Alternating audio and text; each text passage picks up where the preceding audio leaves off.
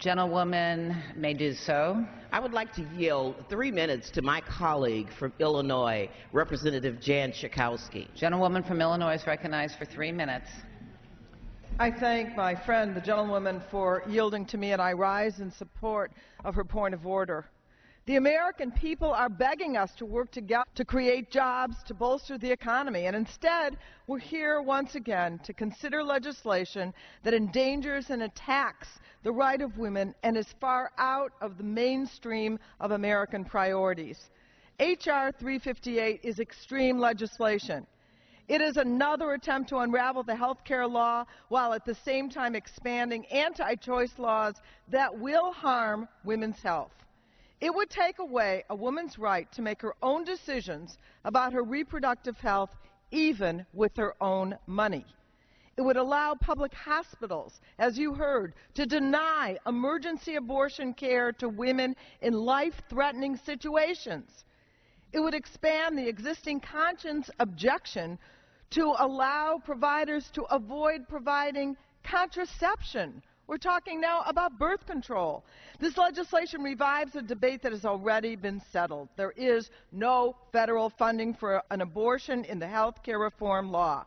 Legal experts have said it, independent fact-check organizations have said it, yet Republicans continue to insist that the possibility of funding remains. Federal funds are already prohibited from being used for abortions under the Hyde Amendment, at the expense, I should add, of poor women, federal employees, women of the District of Columbia, and women in the military. But this bill goes way beyond that law.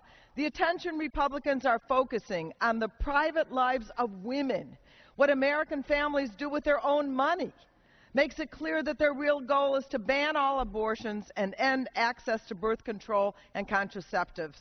Republicans don't want government to protect the water we drink, oh no, or the air we breathe, or the food we eat, but they do want to intrude in a woman's right to choose.